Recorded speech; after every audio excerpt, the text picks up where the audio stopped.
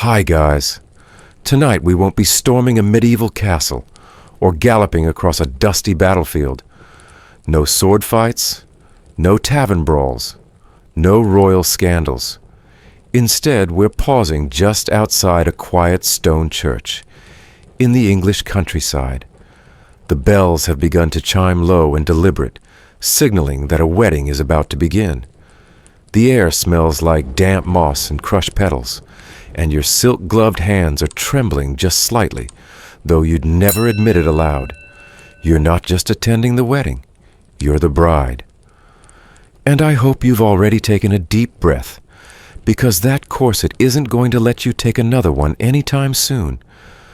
You see, this isn't the whimsical fantasy of a Jane Austen adaptation, nor the sunlit, lace-filtered romance of a modern bridal magazine. A real Victorian wedding is no picnic. It's a full-blown performance in a world ruled by etiquette expectations and extremely restrictive underwear. Before the music starts and the organ sighs its way into the first note, you might already be moments away from fainting, tight-laced, hungry, sleep-deprived, and silently panicking. If you find these quiet, quirky walks through history comforting, feel free to subscribe, but only if you truly want to come along for more sleepy stories like this one. And if you're up for it, tell me in the comments where are you listening from, and what time is it for you right now. Go ahead, turn the lights low. Maybe switch on a fan for that soft background hum and settle in, because I'm about to tell you the story of a wedding that you probably wouldn't survive. It's still early in the day, but your body feels like it's already lived through a week. You've been up since well before dawn. You were woken not by birdsong, but by a knock on the chamber door and a soft, urgent whisper. It's time to begin the preparations. You barely slept the night before nerves, of course, but also the thin pillow, the ticking clock, the knowledge that today would be the most important day of your life, or at least the most visible. You're not allowed to look tired, or flushed, or human. And you definitely mustn't be late. Victorian weddings, at least among the respectable middle and upper classes, were expected to happen before noon, per the stipulations of the 1836 Marriage Act. Morning ceremonies weren't a flexible suggestion. They were part of a moral structure. A wedding in the early hours conveyed purity, piety, and proper order. Afternoon weddings, by contrast, were frowned upon, perhaps not scandalous, but certainly suspect. And so here you are, corseted into stillness before breakfast, standing on the gravel path outside the church, ankles aching, shoulders numb, wondering if anyone will notice if you faint in front of the vicar. The church itself is modest. No towering cathedral, no stained glass extravaganza. Just cool gray stone ivy creeping along the arches, and a narrow wooden door already ajar waiting to consume you whole. Inside, your guests are whispering behind white gloves, arranging themselves in carefully rehearsed rows. The music hasn't begun yet, but the silence is thick with expectations. You're not late, but you're not early either, which in Victorian terms is practically a faux pas. Even if you could run, your dress wouldn't let you. It's not just a gown, it's a contraption. Layered petticoats, heavy silk skirts, a bone bodice lace trim, gloves, stockings, boots, and of course the corset. It's cinched so tightly around your ribs that you're already seeing stars, and you haven't even walked down the aisle yet. A team of women spent over an hour fitting it just right, or rather just wrong enough to make you look flawless and feel like fainting. And that's the point. A Victorian bride is meant to look like an emblem, not a person. You are grace. You are composure. You are a carefully assembled message. My family is respectable. I am virtuous. And this union has been vetted by all the right people. You were told not to eat this morning. Not because you were fasting. No fasting is spiritual. This was practical. A tight corset plus a plate of eggs equals disaster. And what could be more disgraceful than the bride fainting into her bouquet? So you had a single dry biscuit and a lukewarm sip of tea. It's fine. You'll feast at the wedding breakfast later if you make it that far. A cousin gently adjusts your veil. Another checks your gloves for wrinkles. You nod half-conscious while your father stands beside you, solemn and stiff, ready to walk you toward your future. This is your cue.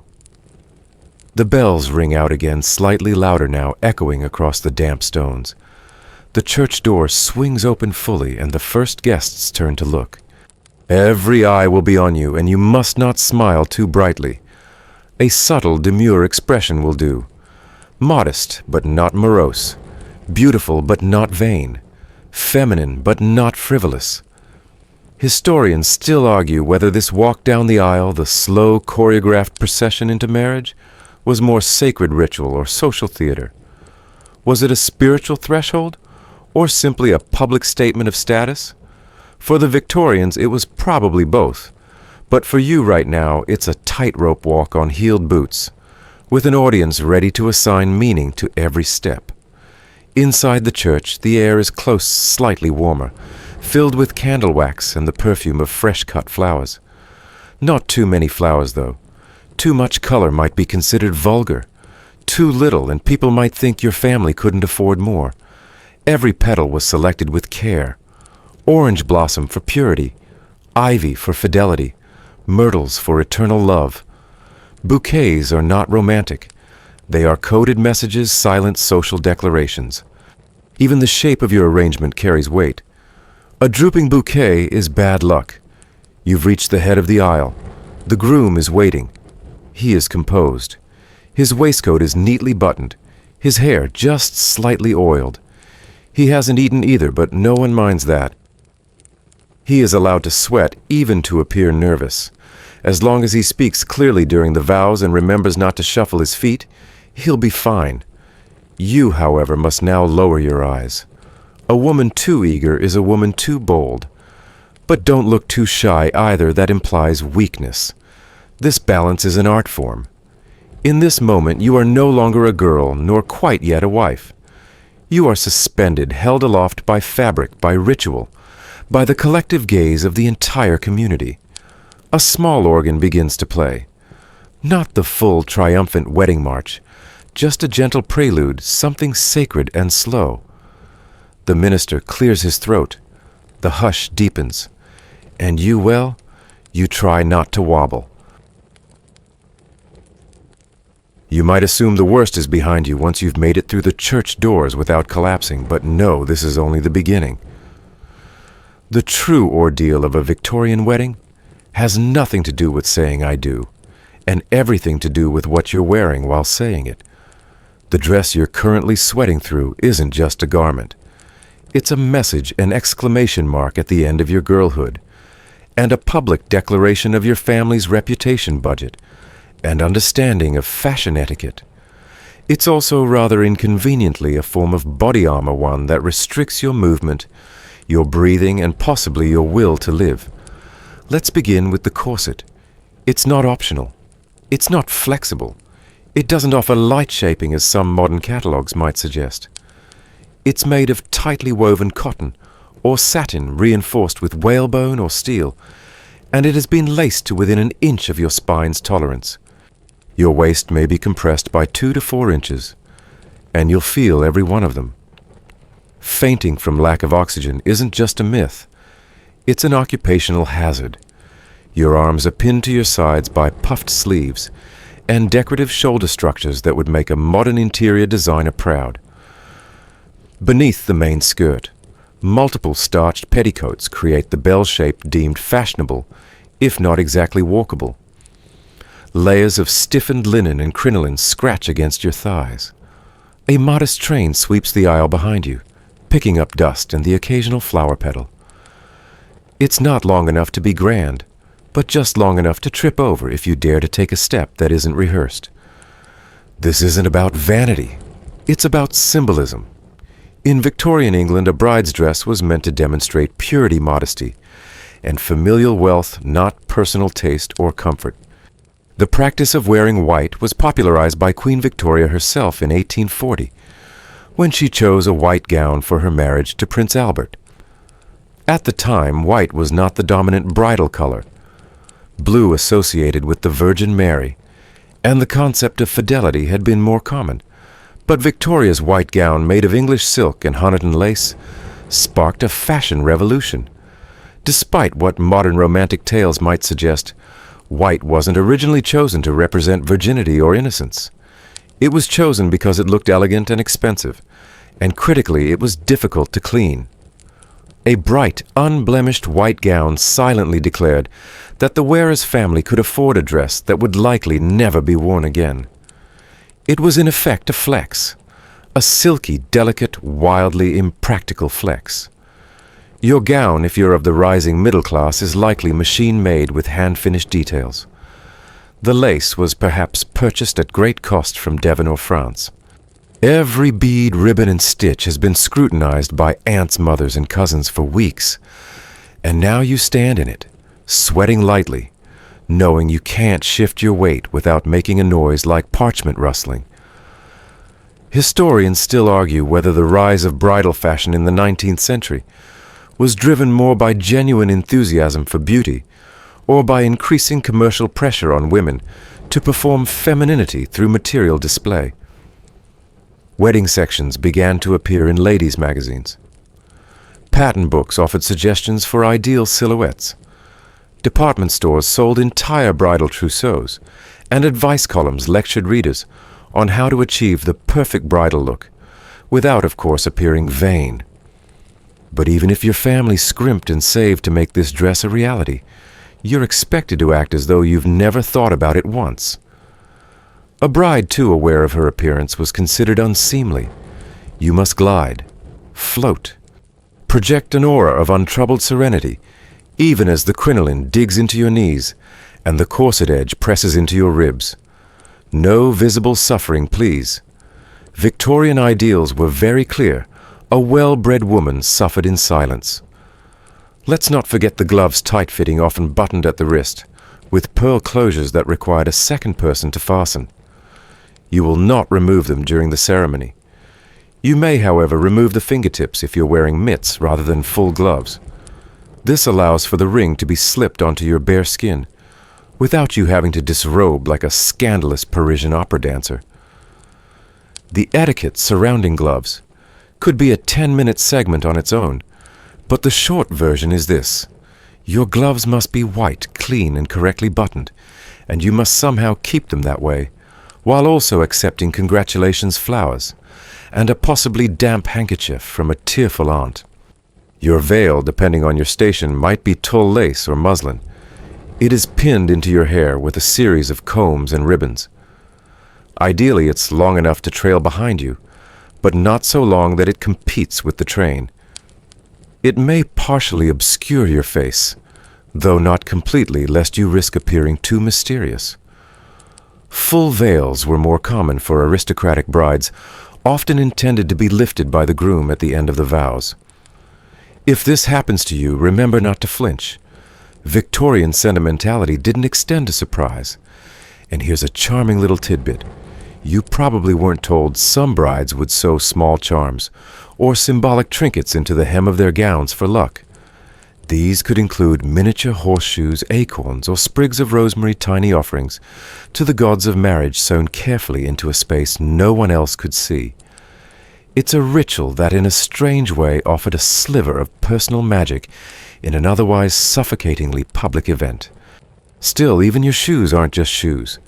They're statements, usually white satin or soft kid leather, delicately embroidered and narrow to the point of pain.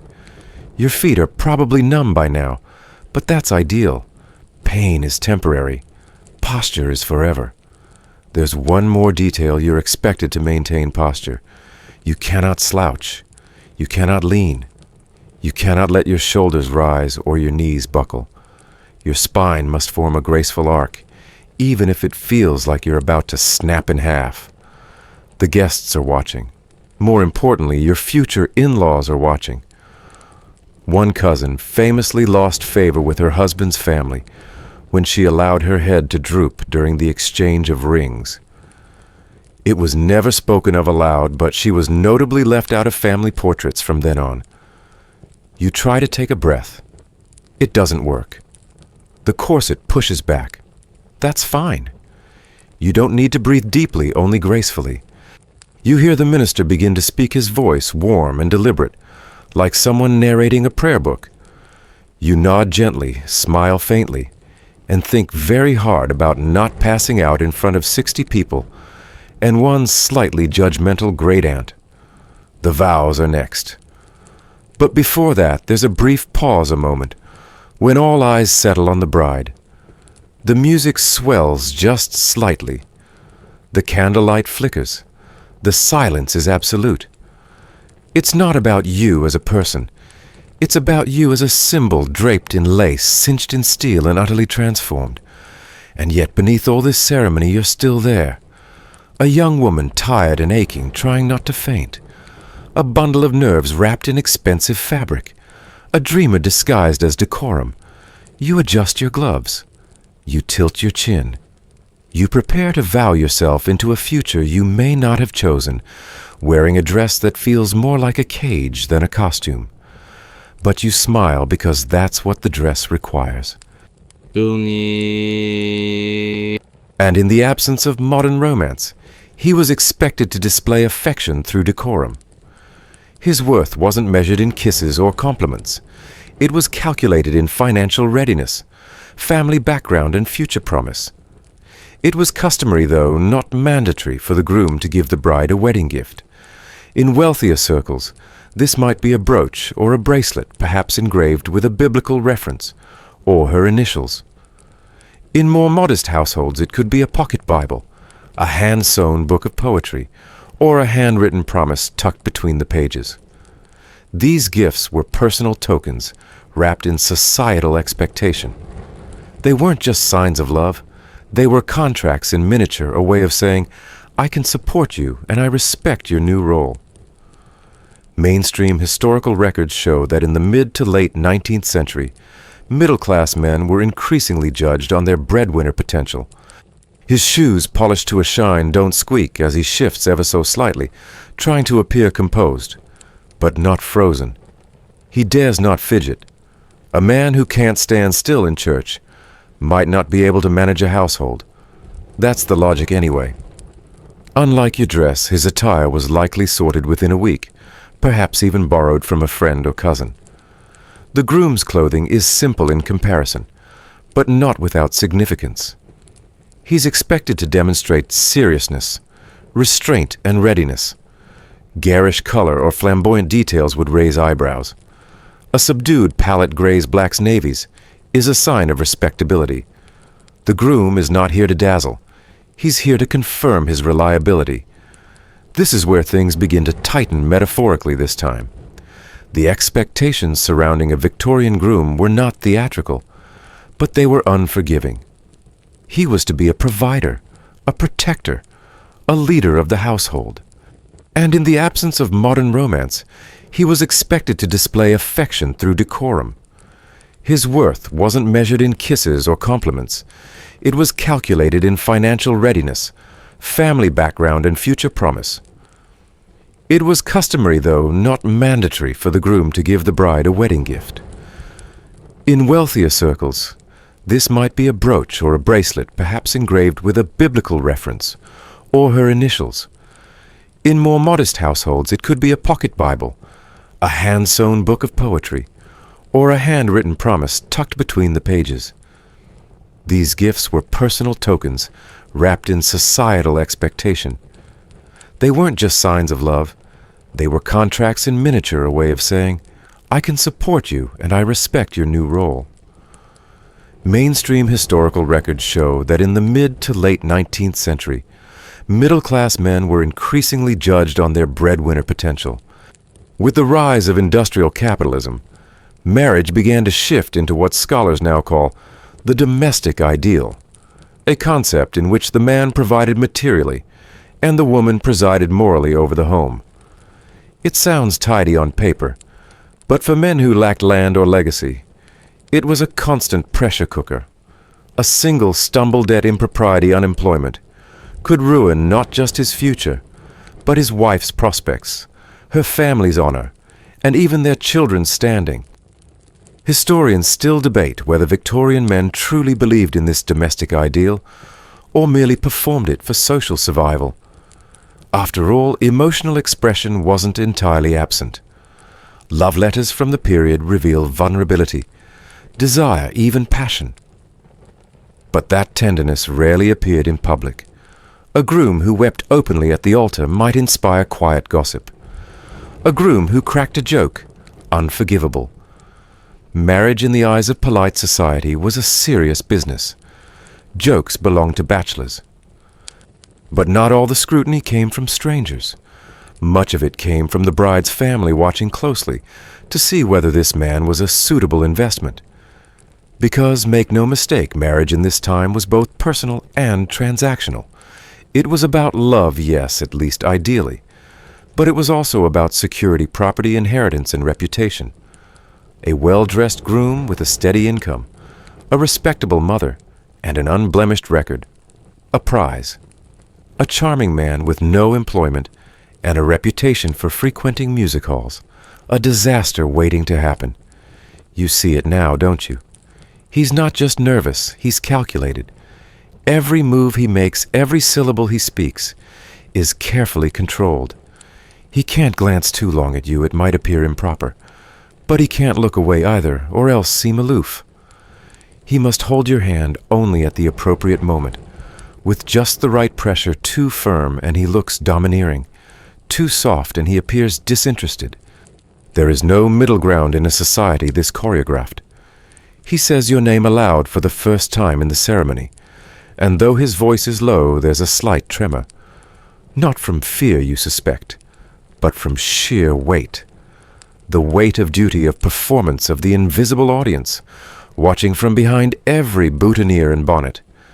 You offer a glance nothing too bold, and he receives it like a quiet blessing. One strange little tidbit from the period. In some rural communities, it was once believed that a groom who stumbled on the church steps would doom his marriage. Superstitious relatives would sometimes sprinkle flower petals, or toss small coins near the entrance to ward off bad luck. It's unclear whether this was for the couple or just a convenient excuse to test the groom's poise. You both now approach the altar. The minister's words float above you like a fog-scripted solemn unwavering. The walk back down the aisle is deceptively simple. Just a few dozen steps flanked by rows of friends, family neighbors, and perhaps a handful of curious onlookers, who weren't actually invited, but managed to blend in. You'd think it would be the easiest part. The ceremony is complete. The vows have been exchanged. The ring is securely on your gloved finger, and you haven't fainted, cried, or tripped. And yet this final public moment might be the most scrutinized of all. Your new husband offers you his arm, and you take it elbow to elbow. Your gloves are still on. Your face remains a careful arrangement of polite serenity. And off you go, walking side by side through a sea of eyes, down the same aisle that only moments ago felt like a path toward transformation. Now it feels more like a corridor of silent appraisal. You don't wave. You don't stop to thank Aunt Matilda in the front row. You certainly don't lean in for a congratulatory whisper. That would be gauche. You might not have chosen him in a modern sense. You didn't swipe right on him. You didn't spend long evenings talking about your dreams over candlelit dinners. But here he is, standing across from you, knowing exactly how much is riding on this moment. And even if it isn't love not yet, it might be something that lasts longer. The minister raises his voice slightly, signaling the conclusion of this part of the ceremony. You and your groom turn to face the guests, not to greet them, not to smile, but to walk back down the aisle with dignity. You know by now this isn't a love story, not in the way novels would have it. It's something else, ritual role-play restraint. But in that quiet restraint, in that shared understanding, maybe there's something closer to the real thing. Not in a cynical way, but in the deeply structured ritualistic sense that governed all major life transitions in Victorian society. From birth to death, and every public milestone in between, there were codes unspoken, but universally understood. And a wedding that was the most visible stage of all. Mainstream historical evidence shows that Victorian weddings were not just family affairs, They were public spectacles. In urban centers like London or Manchester, local newspapers often published announcements with detailed descriptions of the bride's gown, the guest list, and the wedding breakfast menu. In smaller towns, everyone turned up at the church, whether they were formally invited or not. Weddings were social markers, opportunities for families to showcase their taste, their propriety, and their connections. Even the simplicity of the ceremony could be strategic. Understated elegance spoke volumes about restraint and good breeding. The walk back down the aisle is deceptively simple. Just a few dozen steps flanked by rows of friends, family neighbors, and perhaps a handful of curious onlookers who weren't actually invited, but managed to blend in. You'd think it would be the easiest part. The ceremony is complete. The vows have been exchanged. The ring is securely on your gloved finger, and you haven't fainted, cried, or tripped. And yet this final public moment might be the most scrutinized of all. Your new husband offers you his arm, and you take it elbow to elbow. Your gloves are still on. Your face remains a careful arrangement of polite serenity. And off you go, walking side by side through a sea of eyes, down the same aisle that only moments ago felt like a path toward transformation. Now it feels more like a corridor of silent appraisal. You don't wave. You don't stop to thank Aunt Matilda in the front row. You certainly don't lean in for a congratulatory whisper. That would be gauche. Victorian etiquette books are very clear. Newlyweds must not acknowledge individual guests as they exit the church. To do so would be to reduce the sacredness of the ceremony to mere social exchange. It must be solemn, unified, unbroken. Your focus should remain on each other and on the symbolic threshold you are crossing together. This might feel strange to you, especially if you've seen modern weddings filled with cheers, kisses, and joyful whooping. But in Victorian times, the post-vow procession was not meant to be exuberant. It was intended to reflect the couple's gravity commitment and new social role. A sudden grin or nervous giggle could derail the impression of proper decorum. So you keep your expression soft, your pace slow, your posture regal. You're still playing a role, just a slightly different one now. In truth, every part of this event has been a performance. Not in a cynical way, but in the deeply structured ritualistic sense that governed all major life transitions in Victorian society. From birth to death and every public milestone in between, there were codes unspoken, but universally understood. And a wedding that was the most visible stage of all. Mainstream historical evidence shows that Victorian weddings were not just family affairs. They were public spectacles. In urban centers like London or Manchester, local newspapers often published announcements with detailed descriptions of the bride's gown, the guest list, and the wedding breakfast menu. In smaller towns, everyone turned up at the church, whether they were formally invited or not. Weddings were social markers, opportunities for families to showcase their taste, their propriety, and their connections. Even the simplicity of the ceremony could be strategic, understated elegance, spoke volumes about restraint and good breeding. Historians still argue whether this emphasis on public display truly reinforced moral values or simply fed into a culture of quiet competition. Was it about upholding virtue or outshining your neighbors in the most dignified way possible? Perhaps it was both. The Victorians had a remarkable ability to layer earnestness with unspoken rivalry. The woman whose bouquet seemed modest might have paid triple for imported myrtle. The man who wore a simple wool suit might have it tailored in Savile Row. Humility like extravagance was curated, and so you continue your walk. The shoes you picked for appearance rather than comfort are beginning to pinch. The veil that felt so delicate earlier now tugs slightly at your hairpins. Your new husband's hand is warm and steady beside yours, his face maintaining that carefully neutral expression, content, not smug, dignified, not distracted. You catch a glimpse of your mother's face, wet eyes tight. Smile a slight nod of approval, It's one of the only visible emotions in the room. What no one tells you, however, is that this part of the wedding, the so-called recessional, is also a subtle rehearsal for the marriage itself. You're walking in unison without discussion, trusting each other to keep pace and direction, all while being watched by others. It's symbolic, of course, but also literal. For many couples, this may be the longest uninterrupted time they've ever spent side by side. Remember, courtship was chaperoned. Private conversations were brief and heavily guarded. In some cases, this is the first time you're touching in public. A charming little tidbit.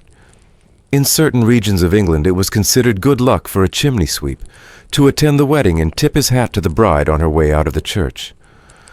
The tradition dates back to King George II, who was reportedly saved from runaway horses by a brave chimney sweep, and later declared them lucky. By the Victorian period, this superstition had become a charming addition to many weddings, if you could find a sweep willing to attend in full soot-covered uniform, even better. Outside the church, the sound changes. Inside was muffled stone and wood-absorbed footsteps and whispers. But outside, it's the crunch of gravel, the rustle of silk, the occasional murmur of the breeze. Guests begin to follow, filing out slowly. Some have to shield their eyes from the light. Others begin adjusting hats or loosening gloves. But no one approaches you yet. That, too, would be improper. You and your husband are to remain untouched until you reach the carriage. Ah, yes, the carriage. A modest one, perhaps, unless your family has opted for a showier display. It might be decorated with ribbons or fresh flowers. If you're very fortunate, it's drawn by a pair of well-groomed gray horses, a traditional choice said to bring luck and prosperity. The driver waits patiently, eyes forward, as you and your husband step inside. There's no grand fanfare, no rice thrown yet. That will come later. For now, there's a breath of stillness. The door closes. The world outside muffles again. And for the first time, you are alone together. Not entirely alone, of course. The driver can still hear if you raise your voice. But in this tiny carriage, enclosed in velvet and brass, you can finally relax at least a little. You adjust your veil. He adjusts his collar. You exchange a glance. Maybe a real one this time. No one tells you what to say in this moment. There's no script, no etiquette handbook entry. You could comment on the ceremony. You could thank him for not stepping on your train. Or you could sit in silence, grateful that for just a few minutes no one is watching. This is the liminal space between ceremony and celebration, between performance and the party, between the tightly bound ritual of the church and the looser expectations of the wedding breakfast to come. You may not feel married yet. Not really. That feeling will come slowly through repetition, through routine, through the small moments that accumulate into a shared life. But for now, as the carriage wheels begin to roll, and the familiar path from church to home stretches out before you, you can let yourself believe that something has changed. You're no longer someone's daughter. You're someone's wife. And that in Victorian terms means everything. By now you're seated, perhaps briefly relieved to have the ceremony behind you and the tight-laced chaos of public scrutiny, paused for a breath. But the wedding is far from over. In fact, one of its most quietly calculated elements is only just beginning. You think you've survived the church, the vows, the corset, the judgmental glances until someone hands you your bouquet. Not the dainty arrangement you clutched during the ceremony, no. This one's heavier, more deliberate, and more loaded with meaning than any single flower should ever reasonably bear. Welcome to the language of flowers, a subtle, often unspoken code that governs much of Victorian floral culture, and nowhere more intimately than in weddings. You see, every flower in your bouquet has a message. You're not just carrying petals and stems, you're carrying a carefully curated statement about virtue, hope, commitment, and propriety. Think of it as a 19th century version of a text message, if the message were crafted from orchids and camellias, and the wrong combination could imply a scandal. Orange blossom, for instance, is almost a requirement. It symbolizes chastity and fertility, which is exactly the combination you're supposed to represent today. Ivy is often included as a symbol of fidelity, clinging devotion and wifely loyalty. Myrtles, if you're lucky enough to afford them, are associated with eternal love, a tradition imported from Queen Victoria's own bridal bouquet, and passed down through royal generations. If you lack myrtle in your bouquet, well, it might not mean anything, but someone will notice. And someone will talk. Mainstream historical sources confirm that the Victorian fascination with florography, this coded language of blooms, reached its peak during the mid-1800s. Popularized by a wave of etiquette books and translated flower dictionaries, the system assigned emotional and moral connotations to almost every known plant. From the purest white lily to the humblest sprig of thyme, every bloom had a message. And as with any language, misuse could lead to unfortunate misunderstandings. Historians still argue whether most people genuinely understood or believed in this symbolic code, or whether it served more as a charming, socially acceptable way to add emotional depth to a rigid culture. Either way, brides were expected to follow it, or at least appear to. One wrong flower in your bouquet, a poppy forgetfulness, a yellow rose jealousy, or worse, lavender mistrust could tarnish the delicate narrative of your big day. As the bride, your bouquet likely wasn't your own choice. It would have been selected or at least approved by older female relatives, your mother aunts, perhaps even a grandmother, who remembered her own wedding bouquet from decades past. The arrangement had to match your gown, your status, your family's floral heritage if applicable, and of course the current trends. Floral fashion changed almost as often as fabric silhouettes, and a dated bouquet could be as damning as last season's sleeves. And then there's the shape. A modest nosegay, small, tight, and round, suggests restraint and propriety. A cascading arrangement, while romantic verges dangerously close to theatrical. Only the very wealthy or the very bold opt for those. You're likely clutching a compact arrangement of white and pale blossoms, with one or two colored accents tied with silk ribbon, perhaps even matching your new monogram. You may not even like the smell, but that's beside the point. Even the act of carrying flowers at a wedding had practical origins.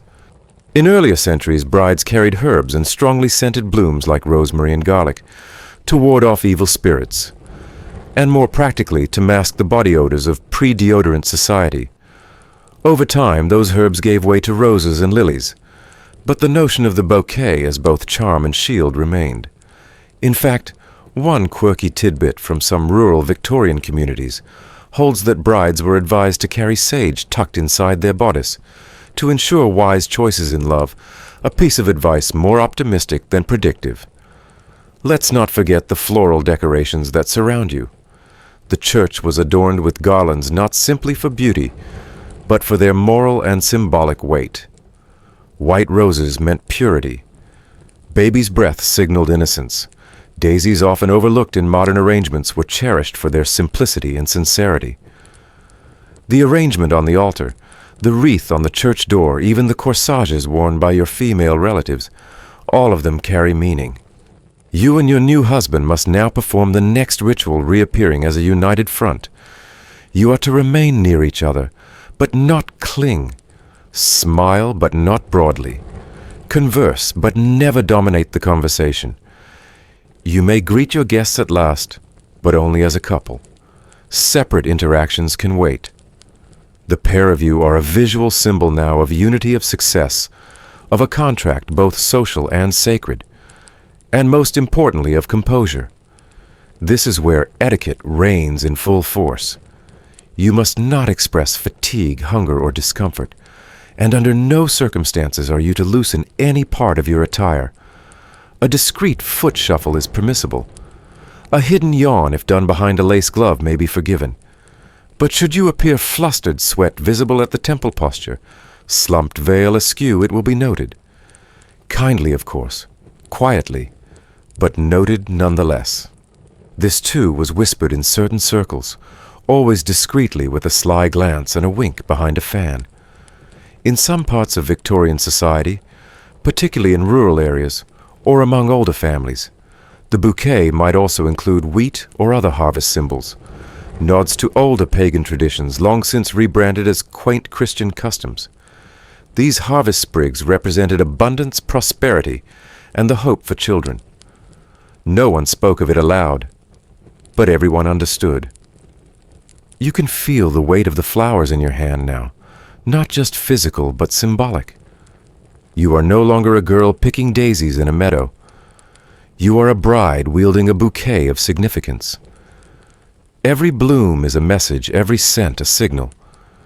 And whether you realize it or not, you're now a fluent speaker in a floral language, passed down through generations of women who once stood where you're standing now. And just as you begin to relax into the moment, soaking in the heady mix of rosewater and ivy, someone behind you whispers, "It's time." The carriage has arrived at the reception. The guests are assembling. The breakfast, though there will be no eggs in sight, is about to begin. You inhale very shallowly. You adjust your veil again, and you step into the next chapter of this carefully composed day bouquet, in hand-speaking volumes without saying a word. Boom. You arrive at the reception, or as it was known then, the wedding breakfast, with your bouquet still intact, your corset still unrelenting, and your smile carefully affixed. If you were hoping this part of the day would be more relaxed, think again. The transition from solemn ceremony to social gathering is as choreographed as the rest, and you're still center stage. There may be no altar, no organ, no official vows left to speak, but the weight of expectation has not eased. It has merely changed flavor. As you enter the reception space, perhaps a drawing room, a hired dining hall, or even your family's parlor freshly scrubbed and garlanded, you're met with more floral arrangements, more whispers, and the rustle of silk against polished wood. The scent of beeswax and sugared almonds hovers in the air. Light pours in from high windows, casting warm streaks across the white table linens and silver tea service. Everything is just so. At least it's supposed to be. You and your new husband must now perform the next ritual, reappearing as a united front. You are to remain near each other, but not cling. Smile, but not broadly. Converse, but never dominate the conversation. You may greet your guests at last, but only as a couple. Separate interactions can wait. The pair of you are a visual symbol now of unity of success, of a contract both social and sacred, and most importantly of composure. This is where etiquette reigns in full force.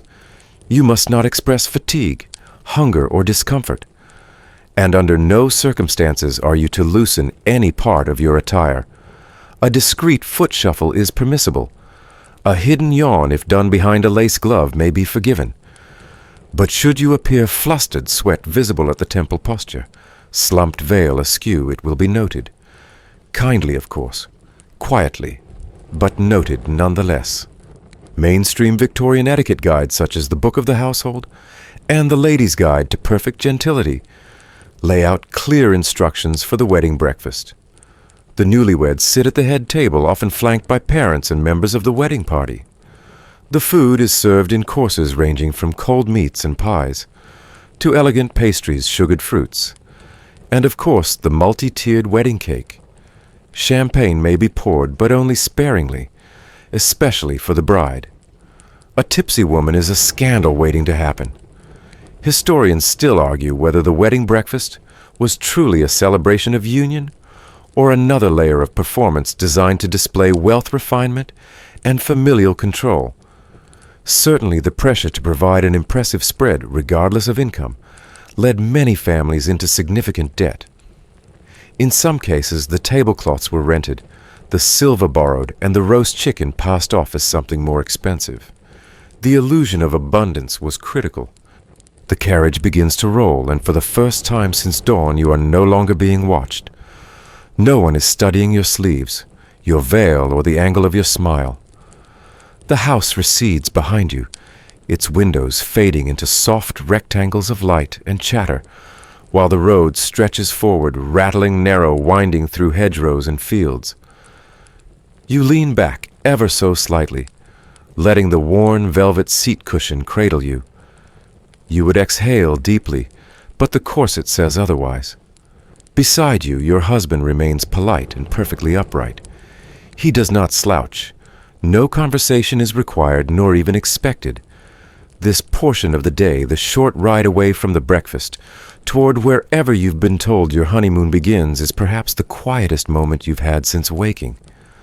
And even in this there are rules.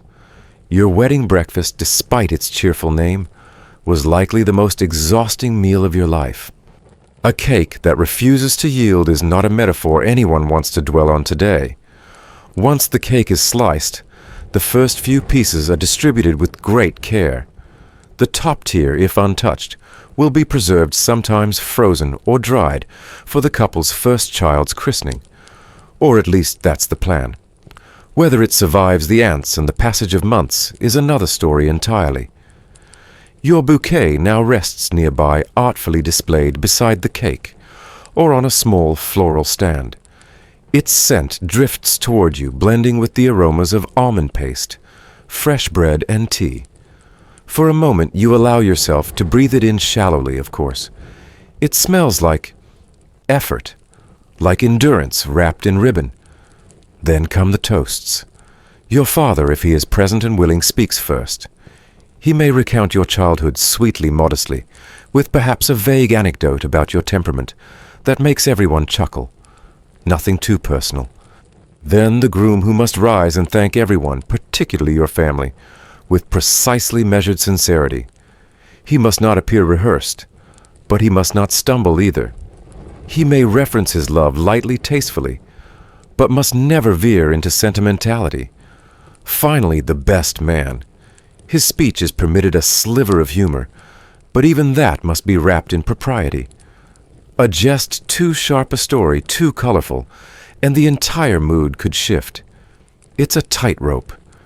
You sit quietly, smiling through it, all glancing once or twice at your new husband, with expressions meant to convey affection, without impropriety. It is, you realize, a performance for two.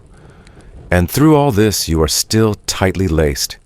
Your corset pinches, your gloves itch, your cheeks ache from smiling, but you cannot let it show. You sip lukewarm tea. You nod graciously at distant cousins. You accept compliments with humble deflection. You are in every sense a model of Victorian womanhood. Here's a delightful little tidbit. In some households it was tradition to hide a thimble in the wedding cake. The young woman who found it in her slice was believed to be the next to marry. Never mind that biting into it might break a tooth, it was all part of the fun. And if a man found it, well then he'd better mind his step, for rumors would surely follow. As the breakfast winds down, the guests begin to loosen. Conversations grow louder, laughter more relaxed. A few of the older relatives doze discreetly in corners. You, however, remain seated upright, veil still affixed. Posture impeccable. Your departure time is approaching, and with it another set of rules. Victorian couples often left their own wedding reception early, sometimes after just an hour or two. The idea was to begin their honeymoon immediately, often boarding a train to a distant spa town or seaside retreat. But this wasn't just about romance. It was about signaling maturity. A swift exit suggested propriety, discretion, and a well-planned future. And so when your moment arrives, you do not cry or linger. You do not throw your bouquet. That particular tradition, while rooted in older folklore, had not yet become widespread. Instead, you simply stand. Your husband offers his arm. You thank the hosts briefly, correctly, and you slip away like a figure in a painting retreating from the frame. Outside, the carriage waits. The wheels are still warm from the earlier ride. Your bags packed by others are secured. You do not carry a suitcase. You carry only yourself and the weight of everything today has meant. You glance once, just once, at the doorway behind you.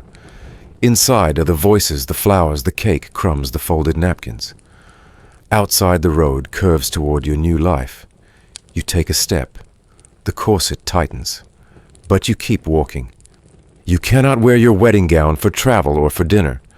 Instead, you'll be expected to reappear in a going-away outfit, likely a darker ensemble, more modest, more practical, but still refined. It may have been sewn specifically for this purpose, another item in your carefully prepared trousseau. Changing into it signals a transition. You are no longer a bride. You are a wife. You are ready to step into your new role with grace, and ideally without tripping over your hem. A charming little tidbit, it was considered extremely bad luck for a bride to look back at the wedding venue after departing. Superstition held that doing so would bring sorrow into the marriage, as though the past might chase you down the road. And so, as your carriage turns, you resist the impulse. You do not glance behind you. You do not crane your neck to catch one last look at the flowered arch, or the guests waving their handkerchiefs. You look forward, and yet in your mind's eye the breakfast lingers. The sound of glassware, the sheen of butter on china plates, the gentle murmur of restrained celebration. It wasn't a party. Not exactly. But it was a rite. And for all its discomfort, for all its pageantry, there was a strange comfort in its precision. Everyone knew their part. Everyone played their role. You most of all. Outside, the fields give way to trees. The road narrows. The sky grows warmer. Your veil no longer needed rests folded in your lap. Your husband clears his throat softly and asks almost casually whether you'd like a cup of tea when you arrive. You nod. That sounds nice. That sounds normal. And for the first time all day you begin to believe that you might actually survive this. The carriage slows to a gentle halt. Gravel crunching beneath its wheels and you're helped down by a gloved hand. Your legs are slightly unsteady, not from the motion, but from the weight of the dress, the constriction of the corset, and the quiet fatigue that has settled into your bones. The polite smiles you offered at the breakfast still linger faintly on your lips, as if your face hasn't quite realized it can rest now. But there's no time to truly unwind, not yet. Before you can even think of retiring or taking off the blessedly burdensome shoes, there is still one more hurdle left to clear: the trousseau. The Victorian bridal trousseau was not merely a charming collection of personal items. It was a declaration of readiness, of status, of domestic skill, of virtue. You didn't just bring a suitcase. You brought a future. It began long before the wedding day, often even before the engagement was announced. Mothers, aunts, governesses, sometimes even the bride herself would begin assembling the trousseau piece by piece, year after year. It might include nightgowns stitched with hand-embroidered hems, chemises and petticoats, lace handkerchiefs for every conceivable occasion, table linens, pillowcases, monogrammed towels, tea cozies, sewing kits, dressing robes, and slippers. Some even included writing paper embossed with the bride's new initials, ready for future thank you letters and social correspondence. A mainstream historical fact here is that the trousseau was more than just a dowry in soft form. It was a visual resume of the bride's preparedness for womanhood and marriage. Middle and upper-class families often dedicated entire rooms to the preparation of these items, storing them in elaborately carved linen chests or armoires, only to be opened ceremoniously after the vows were said. The strange, stiff little sandwich filled with cucumber and something faintly lemony. And the cake. Oh, the cake. The towering mass of sugared fruit so dense and dark, it nearly required a chisel. You'd practiced the cake-cutting ritual the night before quietly with a piece of bread. But the real thing resisted. Your knife caught just briefly. Your arm trembled. You smiled anyway. Everyone applauded. And then there were the speeches. Your father's voice full of warmth and formality. Your husband's careful words so precisely rehearsed. The best man's remark about your childhood shyness, that made your cheeks burn even though everyone laughed politely. You smiled again. You clinked glasses. You folded your napkin just so. Through it all, your dress held fast. The corset did not relax. The petticoats did not soften. You remained pinned together, a display of composure, a walking centerpiece beneath chandeliers and floral wreaths. Even your breath had rhythm. And now, as the carriage wheels turn over gravel, and your gloves loosen slightly from the heat of your palms, the silence becomes almost luxurious. You tilt your head back and close your eyes for a moment, not long, not dramatically, just enough to savor the absence of obligation. You do not speak. He does not speak. But for once, the silence feels companionable rather than performative. Still, there are rules to follow. Upon arrival at your destination, whether a family estate, a modest hotel, or if your family could afford it, a retreat to Bath or Brighton, you will be greeted again. A landlady, a butler, perhaps a distant cousin. Another brief performance will be required. Polite smiles, firm handshakes, a thank you for the arrangements. You may not yet refer to yourself by your new surname, not until you've been formally introduced under it. These small courtesies carry great weight. Then comes the changing of clothes. Yes, again. And you are expected to admire it modestly, to thank those who helped assemble it, to smile with grace, as the lace is admired, and the seams inspected by older female relatives, who seem to derive extraordinary joy from the quality of invisible stitching. Your husband, meanwhile, is likely being offered port or brandy in another room. He may be chatting with the landlord, or examining the view. His belongings are practical, sparse, and unexamined. No one inspects the fit of his collar, or the embroidery on his handkerchiefs. No one judges whether his socks were knit with care. You, however, are a walking exhibition. As the sun begins to sink behind the hedges and rooftops, you are finally granted permission to retreat to your room. The layers begin to fall away slowly, carefully, like a cocoon unwinding. Buttons and hooks are undone. A maid may assist, or perhaps a sister. You sit on a stool and stretch your toes. The carpet is cool beneath your feet. The sound of glassware, the sheen of butter on china plates, the gentle murmur of restrained celebration. It wasn't a party. Not exactly. But it was a rite. And for all its discomfort, for all its pageantry, there was a strange comfort in its precision. Everyone knew their part. Everyone played their role. You most of all. Outside, the fields give way to trees. The road narrows. The sky grows warmer. Your veil no longer needed rests folded in your lap. Your husband clears his throat softly and asks almost casually whether you'd like a cup of tea when you arrive. You nod. That sounds nice. That sounds normal. And for the first time all day, you begin to believe that you might actually survive this. The carriage slows to a gentle halt, gravel crunching beneath its wheels and your help down by a gloved hand.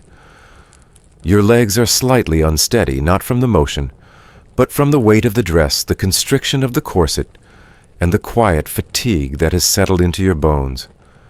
The polite smiles you offered at the breakfast still linger faintly on your lips, as if your face hasn't quite realized it can rest now. But there's no time to truly unwind, not yet. Before you can even think of retiring or taking off the blessedly burdensome shoes, there is still one more hurdle left to clear. The trousseau. The Victorian bridal trousseau was not merely a charming collection of personal items. It was a declaration of readiness, of status, of domestic skill, of virtue. You didn't just bring a suitcase. You brought a future. It began long before the wedding day, often even before the engagement was announced. As the bride, you are not the star of this event. You are the vessel through which harmony is to be preserved. A mainstream historical fact here is that marriages during the Edo period were often arranged with the help of go-betweens known as nakodo. These matchmakers were not just facilitators, but also negotiators, sometimes brokering months-long discussions between two households. Love was not forbidden, but neither was it expected. Your destiny had been charted in your birth registry and calculated by family astrologers. Compatibility charts and fortune readings carried more weight than glances or affections. Your bridal attire reflects your family's seriousness. You wear a multi-layered kimono known as a shiramuku, a formal white robe symbolic of purity and the willingness to be dyed by your new family's customs. French silk, Nottingham lace, and Irish linen might all be tucked away in delicate tissue paper, their textures and provenance hinting at the family's means and the bride's upbringing. Historians still argue whether the trousseau was primarily about practicality or performance. Certainly many of the items would be used in the bride's new household, but the emphasis on presentation on the aesthetic harmony of folded layers and matched embroidery suggests that these items were meant as much to be admired as they were to be used. In many ways, the trousseau functioned like a stage set for the role of wife, and you were expected to step into it fully costumed without missing a line. And what if you lacked a proper trousseau? Well, that would not go unnoticed. In fact, whispers might begin before the wedding even commenced. In the dim interior of a Shinto shrine, offerings of sake and rice are made. You and your groom, whom you may barely know, bow together in ritual synchrony before the altar. You sip sacred sake 3 times from 3 cups in a ritual known as Sansan Kudo. 339 times a toast, not of love, but of loyalty and longevity. It is not a kiss that seals your union, but a shared silence and the rhythm of custom. Here's a quirky historical tidbit.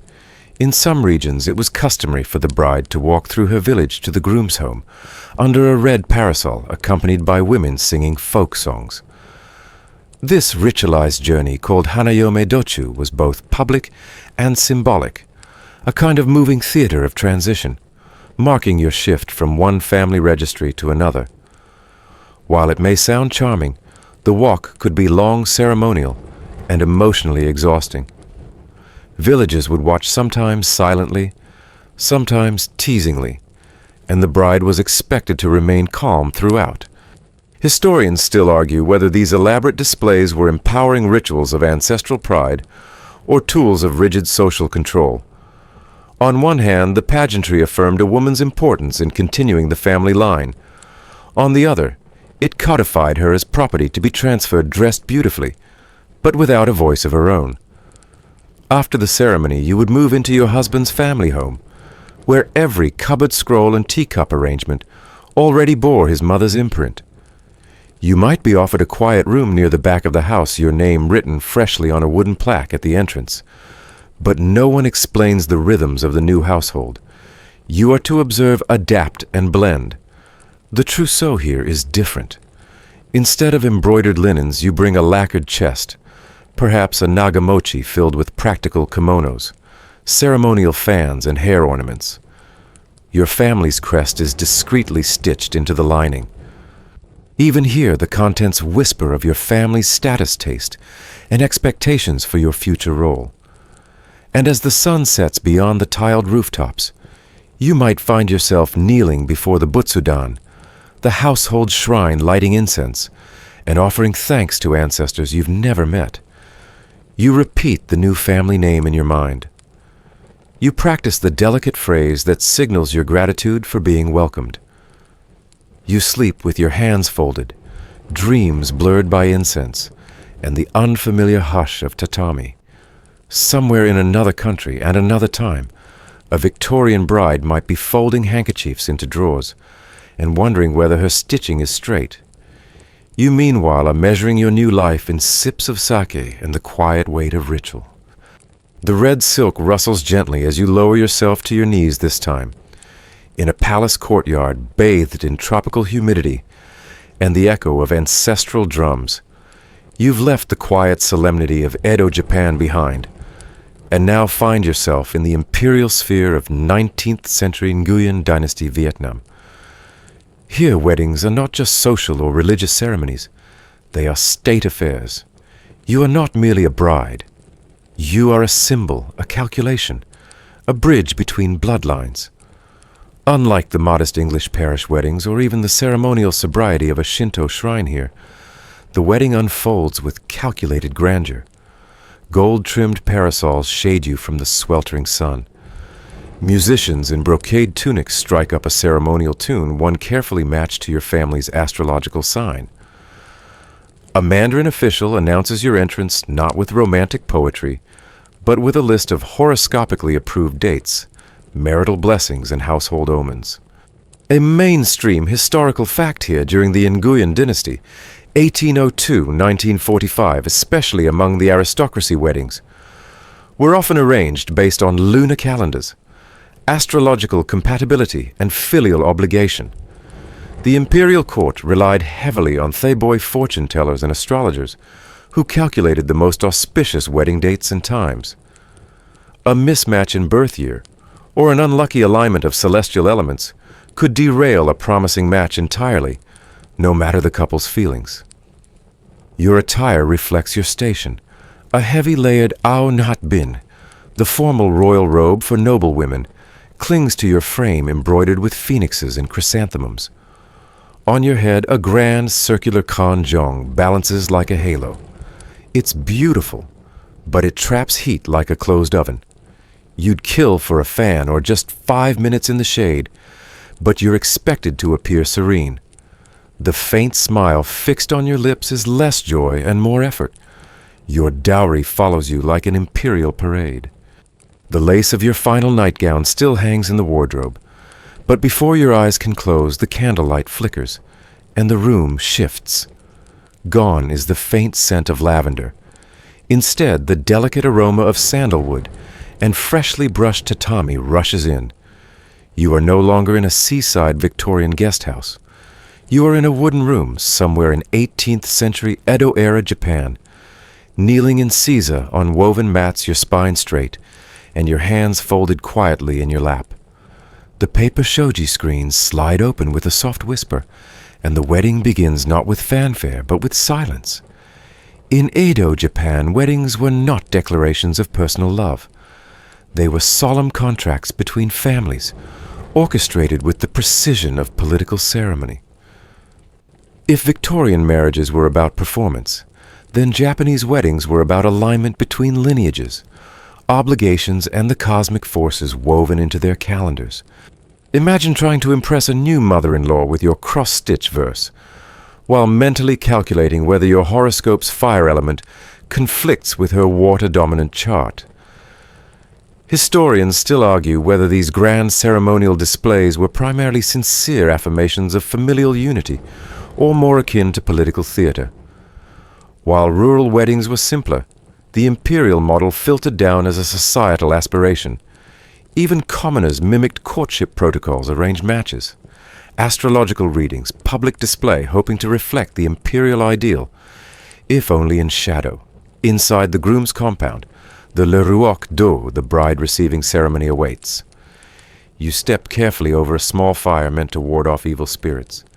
Incense curls upward into the heat-heavy air, and you bow 3 times before the ancestral altar. You're offered a bowl of sweetened lotus seeds and tea symbolizing harmony and fertility. But beneath the sweetness lies expectation. But atop your meticulously arranged hair sits something more peculiar, the tsunokakushi, a white box-like headdress that covers your coiffure and symbolically your horns of jealousy and ego. By hiding them, you are demonstrating your intention to become a compliant, peaceful wife. Imagine balancing an architectural feat of silk on your head while trying to embody serenity. And perhaps most disorienting of all, you are not allowed to speak, not during the procession, not during the vows, not even during the final bow. The bride's silence was considered a virtue, an emblem of humility and modesty.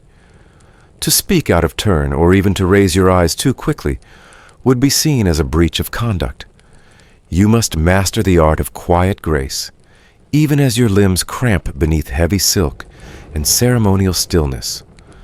The ceremony itself is known as shinzen kekkon, meaning marriage before the kami, the spirits of Shinto belief. In the dim interior of a Shinto shrine, offerings of sake and rice are made. You and your groom, whom you may barely know, bow together in ritual synchrony before the altar. You sip sacred sake 3 times from 3 cups in a ritual known as sansankudo, 339 times a toast, not of love but of loyalty and longevity. It is not a kiss that seals your union, but a shared silence and the rhythm of custom. Here's a quirky historical tidbit. In some regions, it was customary for the bride to walk through her village to the groom's home under a red parasol, accompanied by women singing folk songs. This ritualized journey, called hanayome dochu, was both public and symbolic, a kind of moving theater of transition, marking your shift from one family registry to another. While it may sound charming, the walk could be long ceremonial and emotionally exhausting. Villagers would watch, sometimes silently, sometimes teasingly, and the bride was expected to remain calm throughout. Historians still argue whether these elaborate displays were empowering rituals of ancestral pride or tools of rigid social control. On one hand, the pageantry affirmed a woman's importance in continuing the family line. On the other, it codified her as property to be transferred dressed beautifully but without a voice of her own. After the ceremony, you would move into your husband's family home, where every cupboard scroll and teacup arrangement already bore his mother's imprint. You might be offered a quiet room near the back of the house, your name written freshly on a wooden plaque at the entrance. But no one explains the rhythms of the new household. You are to observe, adapt, and blend. The trousseau here is different. Instead of embroidered linens, you bring a lacquered chest, perhaps a nagamochi filled with practical kimonos, ceremonial fans and hair ornaments. Your family's crest is discreetly stitched into the lining. The two of you exchange vows not necessarily in front of a priest, but among kin friends and perhaps a few neighbors. Your hands may be joined. A garland of lotus flowers might be placed over your shoulders. Someone recites blessings, possibly invoking Hathor, goddess of love, or Isis, goddess of fertility and motherhood. And just like that, it's done. It's easy to mistake this simplicity for a lack of seriousness. But that would be a mistake, because beneath the simplicity lies one of the most progressive marriage systems of the ancient world. A mainstream historical fact: Egyptian women had considerable legal rights within marriage. They could initiate divorce-owned property, enter contracts, and retain control over their personal wealth. Unlike in many other ancient cultures, a married woman remained a distinct legal entity. Her identity wasn't subsumed by her husband's. The red silk rustles gently as you lower yourself to your knees, this time in a palace courtyard. Bathed in tropical humidity and the echo of ancestral drums, you've left the quiet solemnity of Edo Japan behind, and now find yourself in the imperial sphere of 19th century Nguyen dynasty Vietnam. Here, weddings are not just social or religious ceremonies, they are state affairs. You are not merely a bride, you are a symbol, a calculation, a bridge between bloodlines. Unlike the modest English parish weddings, or even the ceremonial sobriety of a Shinto shrine here, the wedding unfolds with calculated grandeur. Gold-trimmed parasols shade you from the sweltering sun. Musicians in brocade tunics strike up a ceremonial tune, one carefully matched to your family's astrological sign. A Mandarin official announces your entrance, not with romantic poetry, but with a list of horoscopically approved dates, marital blessings, and household omens. Her figure was deliberately fearsome, meant to frighten away evil spirits and bad luck. So yes, on your wedding night, you might fall asleep beside your new husband, and a hippo lion goddess glaring at the shadows. Sweet dreams. Of course, not all marriages were dreamy unions of affection and shared bread. Among the nobility, especially during the New Kingdom, marriages could be strategic. Royal women were sometimes wed to their own brothers to preserve the bloodline. Pharaohs had multiple wives, with only one designated the great royal wife. And in some eras, foreign princesses were sent as diplomatic brides to cement political alliances. They would arrive in Egypt with trunks full of incense, lapis lazuli, and linen, and with no promise they'd ever see their homeland again. Still, even in these complex arrangements, there was structure. Unlike the Victorian trousseau kept neatly folded in drawers, yours is paraded before the groom's family, and in some cases before a wider audience. Bronze beetle nut trays, carved jade hairpins, hand-painted folding screens all bear the lacquered stamp of your family's wealth. In aristocratic unions, there might even be elephants in the procession. Yes, actual elephants. And you, wilting under silk, must smile, as if this were the most natural thing in the world. Quirky tidbit time. In some elite families of Vietnam, it was customary for the bride to gift a handcrafted item, such as an embroidered fan or poem scroll, to her new in-laws, especially her mother-in-law. This wasn't merely a gift, but a test, a demonstration of her refinement education and emotional intelligence. The wrong design or tone might quietly condemn her as unworthy. You live in the moment, and in this moment you're adjusting to your new life. You're expected to manage the household, oversee servants. If you're wealthy, teach children their first hymns to Thoth or Bastet, and perhaps help manage your husband's accounts. If he's a merchant, you'll weigh grain or tally debts. If he's a scribe, you may assist with copying documents. You're a partner in this marriage, not just in feeling, but in function. The sun sets low over the palm-lined banks of the Nile, and the smell of date cakes wafts through your home. Guests trickle away, and your wedding day comes to a close, not with a dance, but with offerings placed at the household shrine. You kneel beside your husband, the light from the oil lamp flickering across your face and his. You murmur a prayer, perhaps not to a single god, but to balance, to order, to the quiet hope that harmony will find a place in this new shared life. Outside, frogs begin to croak by the river. This marriage is not a private affair. You carry the burden of lineage and the pressure to bear heirs, ideally sons. Unlike in Victorian England, where marriage bound you legally to your husband's authority, Vietnamese custom, particularly under Confucian-influenced structured marriage, as an obligation to the Gia Tok, the family unit. Your autonomy fades, replaced by layers of etiquette, deference, and duty. Your new name roll and rhythms of daily life are no longer yours to define. In fact, should you fail to produce children quickly, especially male heirs, gossip will spread like wildfire in the market. Aunties will whisper behind fans. The village elder's wife may start arriving uninvited to help you with herbal tonics. It's all very polite until it isn't. Infertility, real or suspected, could lead to your quiet replacement, particularly in elite households. While polygamy wasn't the norm for all, it was allowed and sometimes encouraged for men of status. Still, amid all this formality, you might catch a sliver of human tenderness. Perhaps the groom passes you an extra slice of candied coconut, or steals a glance when no one's watching. Perhaps your embroidery gift earns a nod from your new mother-in-law. In these tiny moments, buried beneath silks and symbology, you might find the flicker of real affection, but you wouldn't dare name it love. Not yet. As the sun sets behind the Imperial rooftops, and the guests settle into slow, simmering feasts of rice fish and seasonal fruits, you finally retreat to your room. The candlelight dances across polished lacquer and the floral motif of your ceremonial pillow.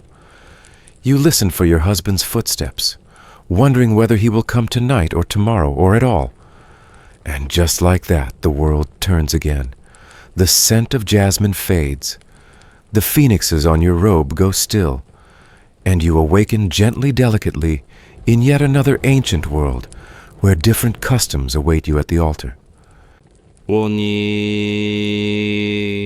This is the most formal Roman wedding rite reserved for the elite patrician class, and it's laden with tradition.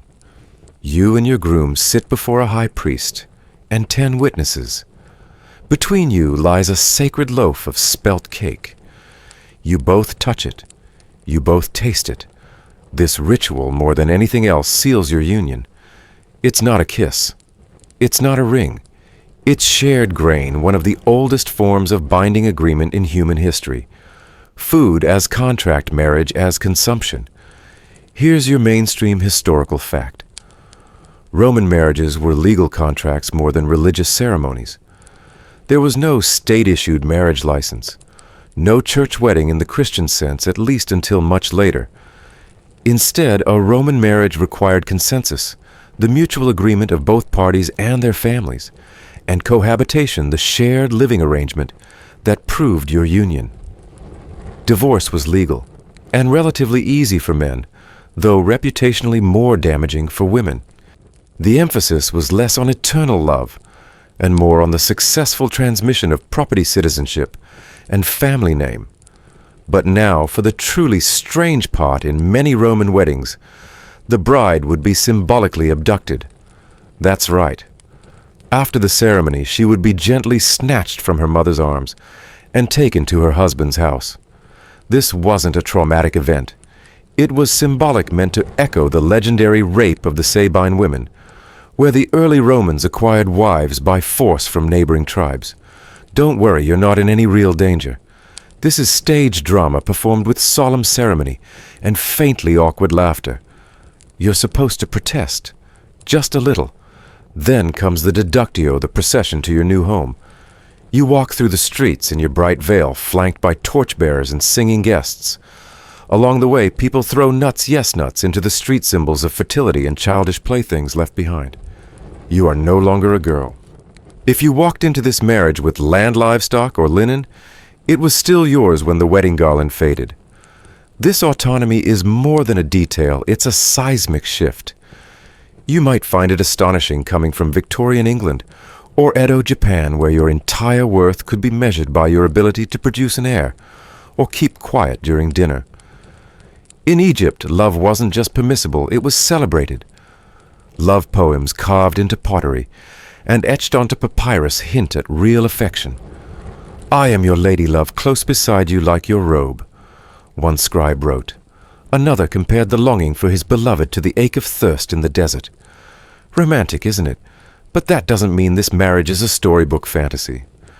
While your legal rights are strong, the cultural expectations are equally weighty. You are now expected to bear children, not just for joy or lineage, but for cosmic order. You do not inherit from your husband. You do not vote. You do not own land unless your father is especially progressive, or you are among the rare widowed elite. And yet, despite these limits, many Roman women found power within the boundaries. Letters and grave inscriptions from across the empire reveal women who managed estates, brokered business deals, and wielded enormous influence behind closed doors. The philosopher Seneca wrote admiringly of his mother, who kept the family together through legal savvy and moral strength. Pliny the Younger mourned his wife's miscarriage with tenderness and detail, indicating a bond beyond mere utility. A quirky tidbit now at some Roman weddings, the guests would shout obscene jokes and ribald songs at the bride as she entered her new home. This was not cruelty. It was protective magic. The laughter, the crude words, the chaos, these were believed to frighten away evil spirits. Her figure was deliberately fearsome, meant to frighten away evil spirits and bad luck. So yes, on your wedding night, you might fall asleep beside your new husband, and a hippo lion goddess glaring at the shadows. Sweet dreams. Of course not all marriages were dreamy unions of affection and shared bread. Among the nobility, especially during the New Kingdom marriages, could be strategic. Royal women were sometimes wed to their own brothers to preserve the bloodline. Pharaohs had multiple wives, with only one designated the great royal wife. And in some eras, foreign princesses were sent as diplomatic brides to cement political alliances. They would arrive in Egypt with trunks full of incense, lapis lazuli, and linen, and with no promise they'd ever see their homeland again.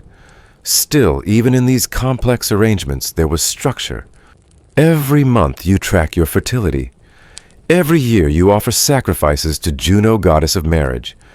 You speak in hushed tones, avoid wine in public, and try not to be too clever in front of male guests.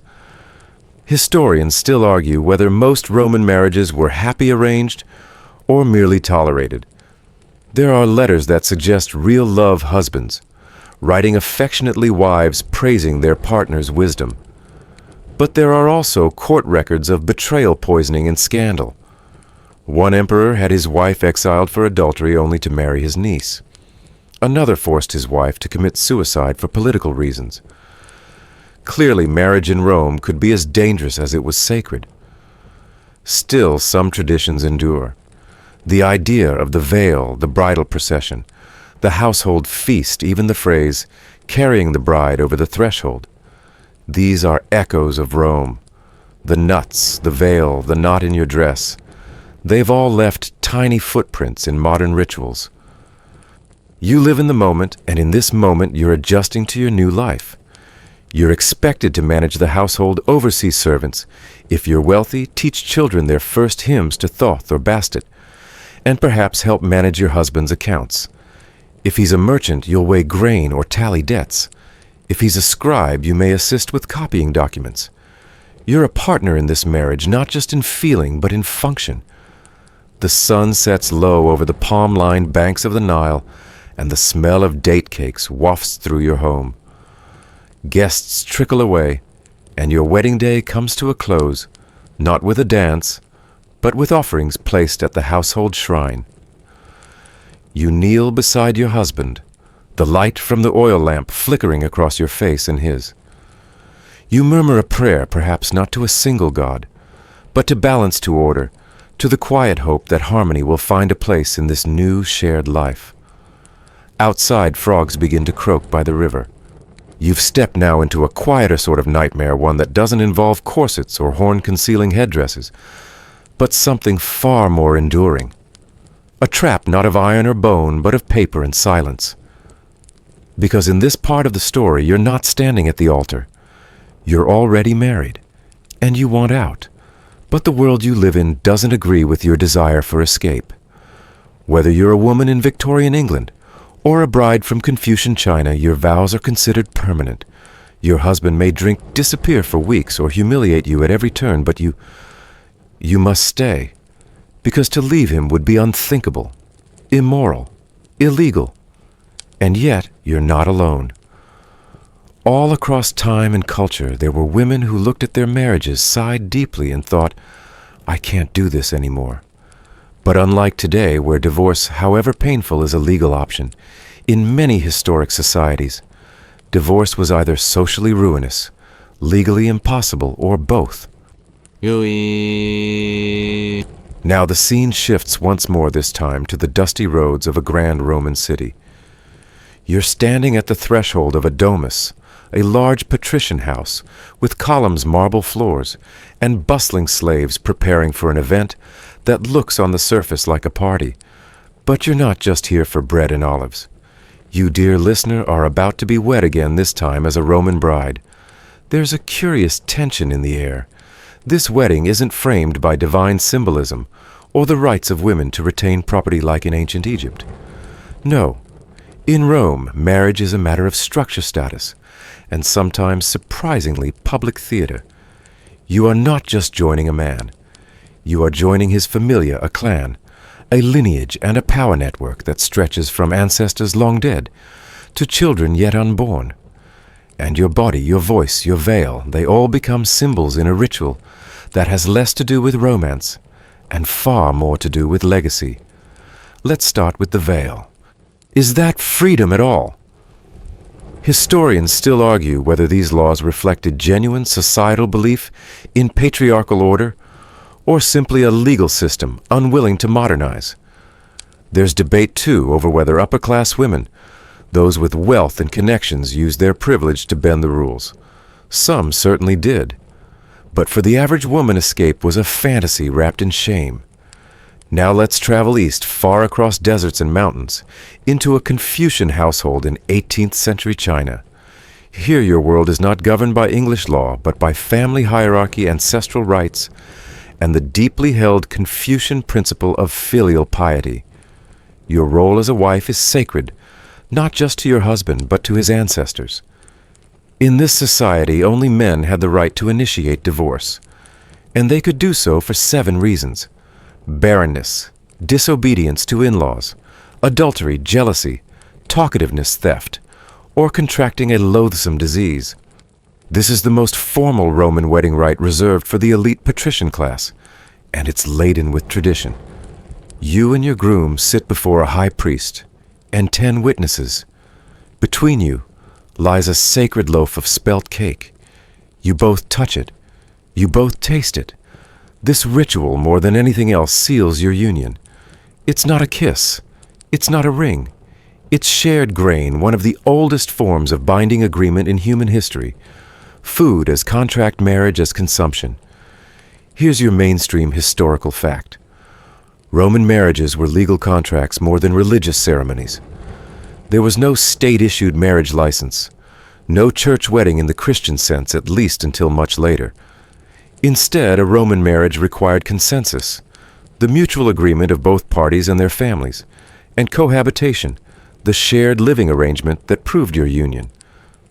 Divorce was legal, and relatively easy for men, though reputationally more damaging for women. Now let's step sideways into early modern Europe, where Catholic doctrine held sway.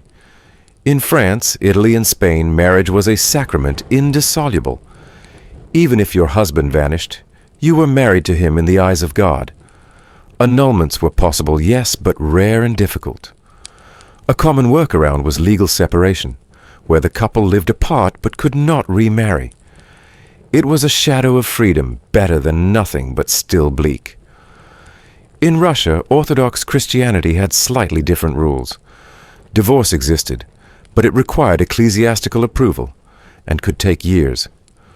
Reasons included abandonment, adultery, or failure to produce children, but proving these was another matter entirely. A woman might spend a decade trying to escape a violent or faithless spouse, only to be told her suffering did not qualify. A particularly strange tidbit in 17th century Poland noblemen sometimes used public declarations to divorce their wives, standing in town squares announcing their grievances aloud. No trial, no paperwork, just performative repudiation. The woman naturally had no such option. Back in the Islamic world, the rules were both more progressive and more complex. Islamic law recognized a woman's right to divorce through a process called khula, but only if she returned her dowry or compensated her husband. Men, by contrast, could initiate talaq by simply pronouncing divorce aloud.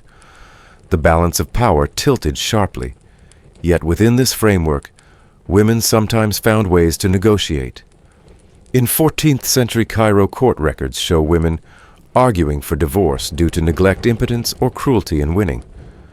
The Qadi's judges were often sympathetic, especially in urban areas. But rural women, their fates rested more in custom than in court. You might think things were better in the Americas.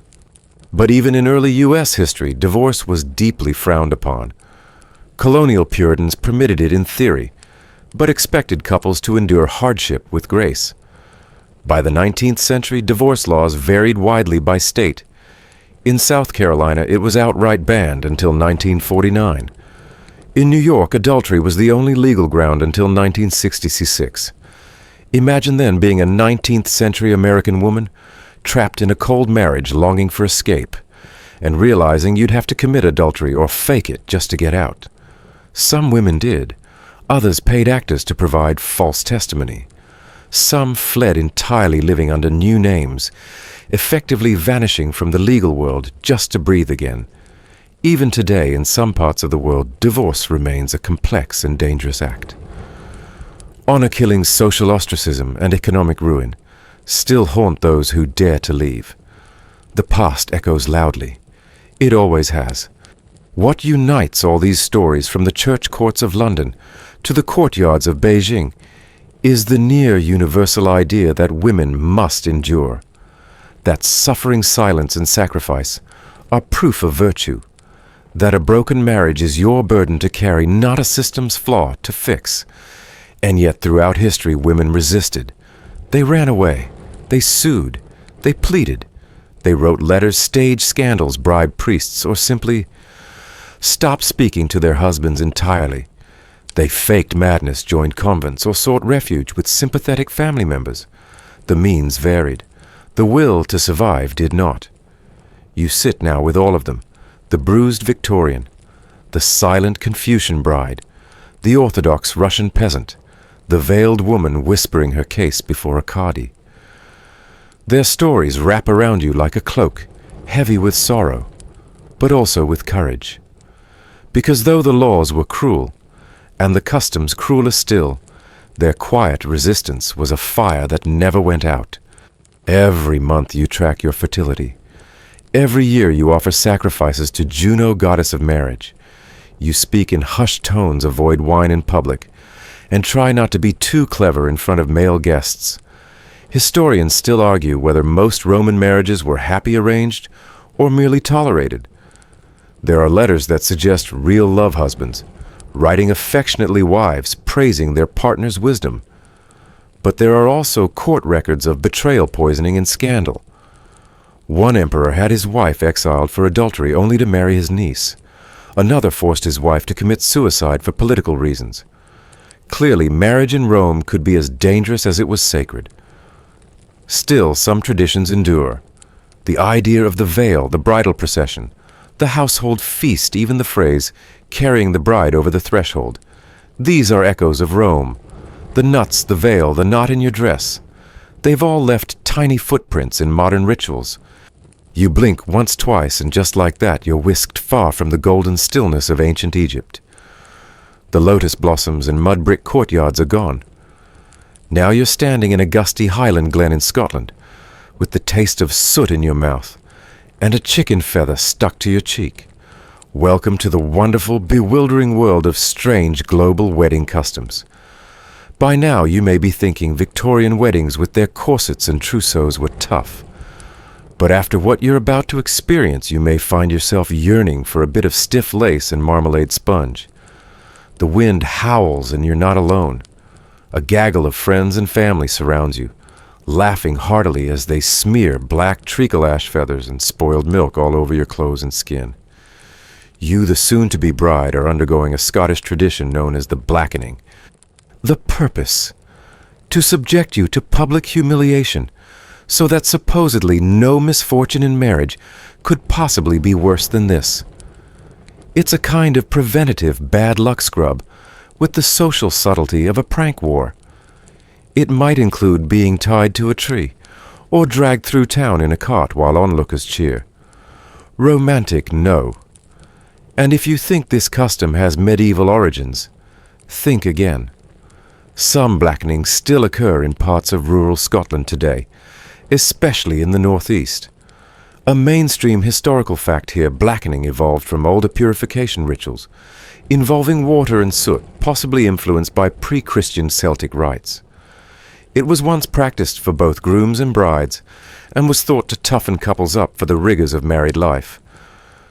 Historians still argue whether blackening genuinely reinforced community bonds, or simply served as a socially sanctioned form of mockery. Not to be outdone, let's shift eastward to India. There, in certain regions, some young women deemed Mangliks, people born under a specific astrological condition, are considered to carry a curse that could cause their future husbands early deaths. The remedy: marry a tree first. Yes, a tree. The ceremony is complete with garlands, vermilion, and vows. Afterward, the tree is symbolically cut down, thus absorbing the curse and clearing the way for a proper human husband. This practice, while rare and increasingly controversial, is rooted in a genuine belief in astrological compatibility, which still plays a central role in many Indian marriages today. It's an extreme example of how deeply marriage customs intertwine with local cosmologies. A quirky tidbit: some Bollywood actresses have reportedly undergone this ceremony in the early 2000s to offset negative press or ward off romantic misfortune. Whether they believed in the ritual or not remains open to speculation, but the public fascination was very real. Now let's trek over to the Philippines. Picture a serene rice field buzzing with cicadas. At the altar, a couple exchanges vows, and then as part of their ceremony, they release a pair of white doves, one male, one female. This charming act isn't just poetic, it's loaded with symbolism. The doves are meant to represent the couple's hopes for a peaceful, harmonious life. But there's a catch if one of the birds refuses to fly, or worse, flies away in the wrong direction. Guests may interpret it as an omen of rocky marital waters ahead. Still wearing your Victorian gloves, you might want to take them off as we stop briefly in Congo. Here, a wedding is serious business. So serious, in fact, that smiling is not encouraged.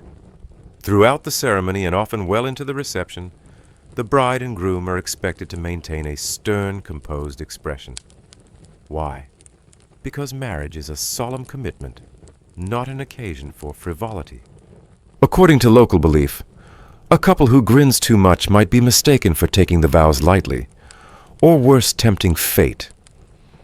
Compare that to the joyful cacophony of Yoruba weddings in Nigeria, where brides are draped in vibrant aso-oke fabrics, their faces adorned with coral beads and henna, and the air filled with singing drumming and the boisterous money spray. In this custom, guests approach the dancing bride and groom and toss banknotes onto their heads, a festive blessing and a literal shower of abundance. The more generous the guests, the luckier the marriage is believed to be. And no, you can't pocket the cash for a honeymoon fund. It's usually collected by designated family members and used to reimburse the wedding expenses. And then there's the curious Finnish tradition of the bridal race. In ancient times, brides would be required to test the strength and endurance of their suitors, often through physical contests or long-distance carrying challenges. Is that freedom at all? Historians still argue whether these laws reflected genuine societal belief in patriarchal order, or simply a legal system unwilling to modernize. There's debate, too, over whether upper-class women, those with wealth and connections, used their privilege to bend the rules. Some certainly did. But for the average woman, escape was a fantasy wrapped in shame. Now let's travel east, far across deserts and mountains, into a Confucian household in 18th century China. Here your world is not governed by English law, but by family hierarchy, ancestral rights, and the deeply held Confucian principle of filial piety. Your role as a wife is sacred, not just to your husband, but to his ancestors. In this society, only men had the right to initiate divorce, and they could do so for 7 reasons: barrenness, disobedience to in-laws, adultery, jealousy, talkativeness, theft, or contracting a loathsome disease. It's a living embodiment of hope, albeit one that may cry or wet the sheets. Some families even pair this act with a ritual of breaking plates again for luck, and then asking the couple to clean them up together as their first shared task.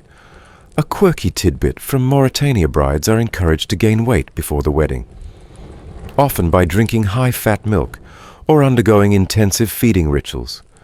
In some regions, fullness is still associated with beauty, prosperity, and family honor.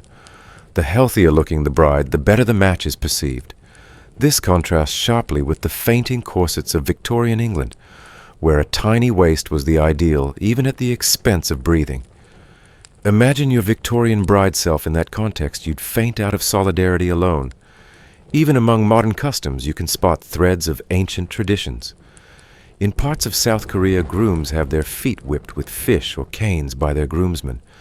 It's called bali balji, and is meant to test the groom's bravery and fortitude before his first night of marriage. It's usually done in good fun, but still ouch. And speaking of feet, in rural German villages, couples may be required to saw a log in half, using a double-handled saw right after saying their vows. This symbolizes teamwork and the strength of their partnership. It's messy, exhausting, and completely incompatible with satin gloves or manicures, but undeniably memorable. Historians still argue whether many of these customs serve actual social functions or are simply relics that persist for spectacle, family pressure, or nostalgia. Some believe traditions like these bind communities by making weddings participatory events, not just for the couple, but for everyone watching. Others argue they reinforce outdated gender roles or place undue emotional or physical burdens on couples during an already stressful time. A particularly strange tidbit in 17th century Poland noblemen sometimes used public declarations to divorce their wives, standing in town squares announcing their grievances aloud. No trial, no paperwork, just performative repudiation. The woman naturally had no such option. Back in the Islamic world, the rules were both more progressive and more complex. Islamic law recognized a woman's right to divorce through a process called khula, but only if she returned her dowry or compensated her husband. Men, by contrast, could initiate talaq by simply pronouncing divorce aloud. The balance of power tilted sharply. Yet within this framework, women sometimes found ways to negotiate. In 14th century Cairo court records show women arguing for divorce due to neglect, impotence, or cruelty in winning. The Qadi's judges were often sympathetic, especially in urban areas. But rural women, their fates rested more in custom than in court. You might think things were better in the Americas. Slightly confused, a little overwhelmed, wondering how on earth you'll remember all the customs, and yet quietly, hopefully thrilled. So here you are again, just you and a moment of quiet finally. The wedding is over. The rice has stopped flying. The corset is lying crumpled beside a chair like a defeated knight. And the guests have taken their gossip and left. The cake's been sliced. The flowers have wilted just slightly, and the last note of Mendelssohn's March has faded into the wallpaper. The Victorian wedding has ended. But what lingers echoing in the space between candle flickers and the rustling of silk petticoats is something gentler, deeper, and perhaps more difficult to explain, the yearning for something real. You sit by the window looking out onto the quiet street below, where the gas lamps cast warm halos on cobbled stones. And for a moment you ask yourself, was there any room for love in all of this? In the layers of lace, in the regulations, in the ribbons and expectations? Did love have a voice under the stiff collar and powdered hair? Or did it merely whisper beneath the surface, quiet but insistent? If you were lucky, love came softly hand in hand with duty. Victorian society, for all its rigidity, had a curious romantic undercurrent pulsing through its veins.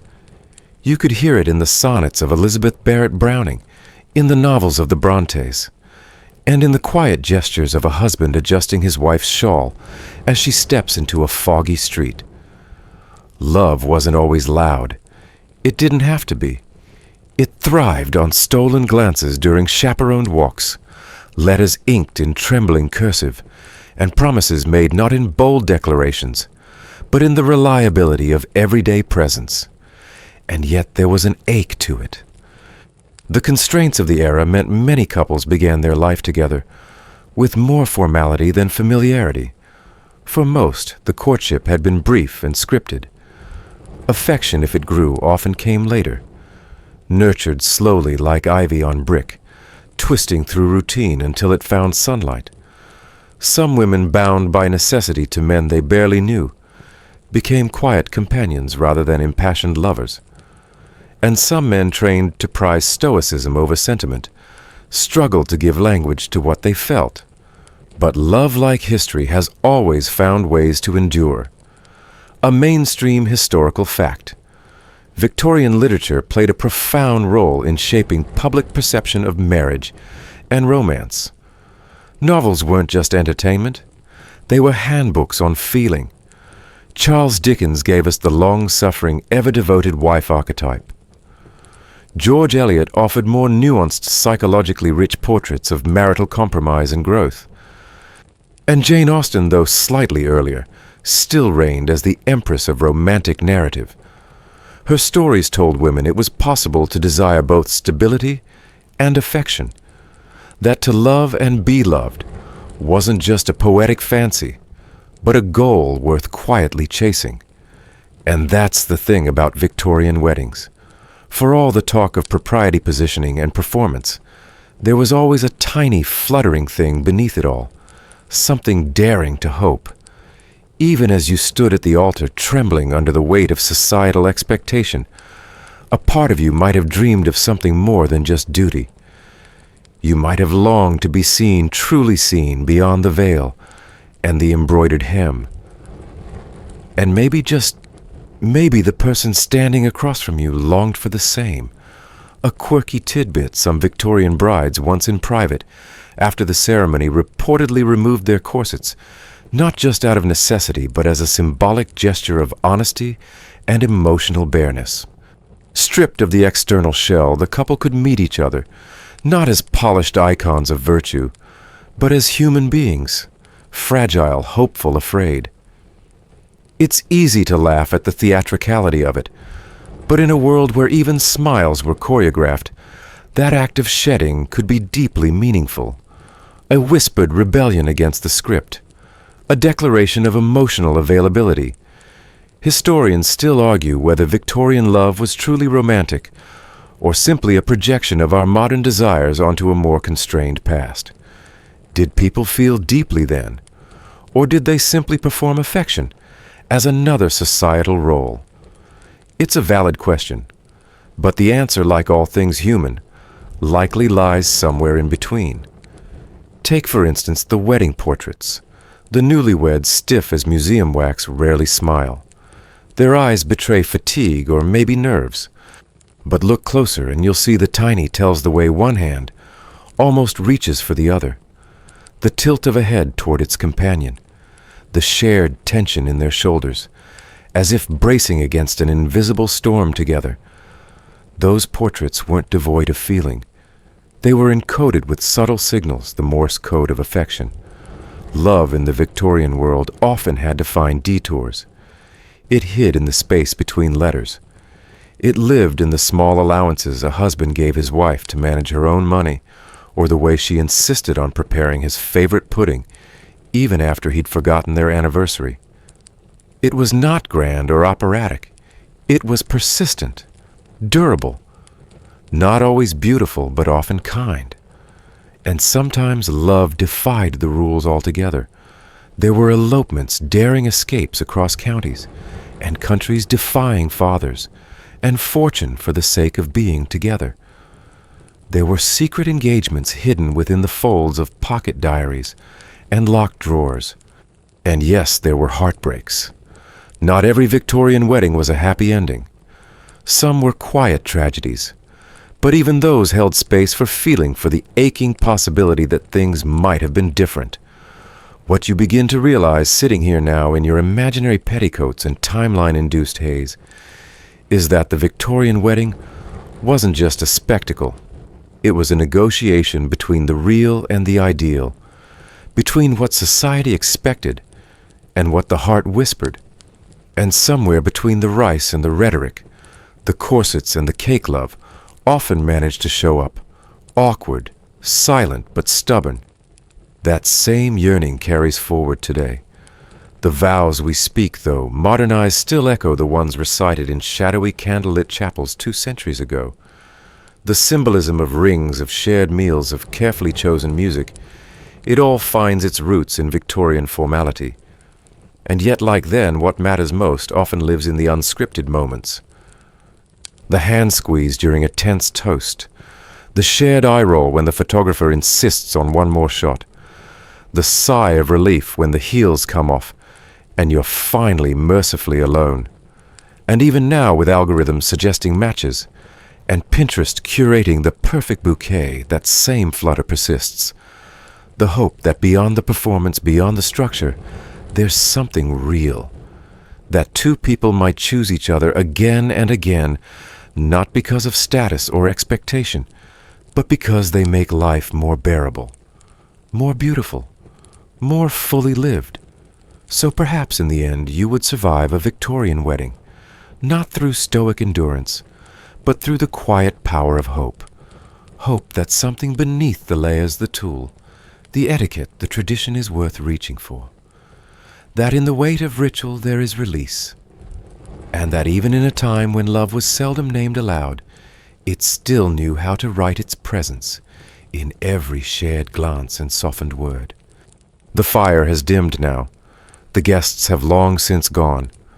And you weary but change sut with the realization that beneath every history lesson, every corseted figure, every posed photo, there was a heartbeat, a longing, a quiet, enduring love.